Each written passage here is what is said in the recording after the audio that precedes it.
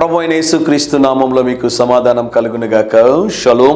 ఈ ఉదయకాల సమయం కొరకు యోహాను సువార్త 8వ అధ్యాయం 34వ వచనము. యేసు పాపము చేయి ప్రతివాడును పాపమునకు దాసుడని మీతో నిశ్చయముగా చెప్పుచున్నాను. దేవుని నామానికి స్తోత్రం కలుగునుగాక. పాపము వలన వచ్చు జీతము మరణము. మీరు గమనించండి, అనేక మంది ఎంతో భారంతో సేవ చేస్తుంటారండి.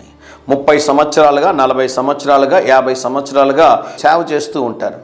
అన్ని సంవత్సరాలుగా భారంగా సేవ చేస్తూ ఉన్నా కూడా వారి పరిచర్యలో ఫలాలు చూడలేరు. కారణం ఏంటి అంటే, ఏదో ఒక బలహీనత, ఏదో ఒక రహస్య పాపం వారిలో ఉండడం ద్వారా దేవుని యొక్క ఆశీర్వాదాలు, దీవెనలు తీసుకురాకుండా అవి అడ్డుపడుతూ ఉంటాయి. వారిని అడిగితే ఏమంటారు తెలుసానండి?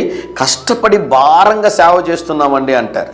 మీరు ఇష్టపడి దేవుని సేవ భారంగా చేస్తే సమస్యలు ఉండవండి, ఆర్థిక ఇబ్బందులు ఉండవండి. దేవుడు అంచెలంచెలుగా ఆశీర్వదిస్తాడు. వారు ప్రారంభ దశలో ఎలా ఉన్నారో అలాగే ఉండరండి. దేవుడు పరిచర్యను విస్తరింపజేస్తాడు. మీలో గమనించండి, చాలా క్రైస్తవులు కూడా మీరు గమనించండి, వారి జీవితంలో ఏ కార్యం అనుకున్నా కూడా కార్యం జరగకుండా పోతుంటుంది. తలపెట్టే కార్యాలన్నింటిలో ఓటమి జరుగుతుంటుంది. బిడ్డల జీవితం దీవెనకరంగా ఉండదు. కారణం ఏంటి అంటే, వారిలో ఉన్నటువంటి రహస్యమైనటువంటి పాపాలు, విడిచిపెట్టలేనటువంటి పాపాలు, బలహీనతలు వారిలో ఉంటాయి. యేసు ప్రభు కరాఖండిగా సూటిగా మాట్లాడారు. మరొకసారి ఈ మాట చదువుతాను చూడండి. యేసు పాపము చేయు ప్రతి వాడును పాపమునకు దాసుడై ఉన్నాడని నిశ్చయముగా మీతో చెప్పుచున్నాను అంటాడు. పాపులను రక్షించుటకు క్రీస్తు యేసు ఈ లోకమునకు వచ్చిన. నీలో బలహీనతలు ఉన్నాయా? పాపముల నుంచి మీరు బయటపడలేకపోతున్నారా? మీకు ఒక సులభతరమైన ఒక కార్యం చెప్తాను, జాగ్రత్తగా గమనించండి.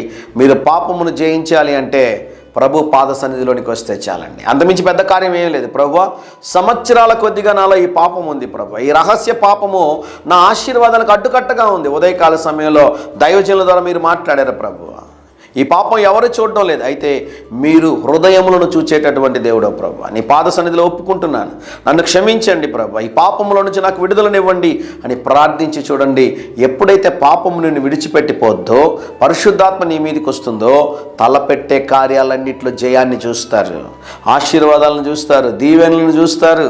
స్థితిని దేవుడు మారుస్తాడు, పరిస్థితిని దేవుడు మారుస్తాడు, కుటుంబంలో ఉన్నటువంటి కలతలన్నింటినీ దేవుడు తొలగిస్తాడు. ప్రియులారా, కనుక పాపమునకు మీరు దాసులై ఉంటే ప్రభు పాదాల దగ్గరికి వచ్చి ఈరోజు ప్రార్థన చేయండి. ప్రభు క్షమించి ఆయన ఆత్మచేత మిమ్మల్ని నింపి మిమ్మల్ని దీవించి బలమైన కార్యాలు జరిగిస్తాడు. ధైర్యంగా ఈ దినాన్ని ఎదుర్కోండి. దేవుని సన్నిధి మీకు తోడుగా వచ్చునుగాక. ప్రియ పరలోకపు తండ్రి, ఈ ఉదయకాల సమయంలో ప్రభువా, మా ప్రియులు ఎవరైతే పాపానికి బానిస అయిపోయి ఉన్నారో ప్రభువా, వారిని మీ సిలువ రక్తం చేత కడిగి పరిశుద్ధపరిచి విడుదల దయచేయమని యేసు నామంలో ప్రార్థిస్తున్నాము తండ్రి. Amen, amen.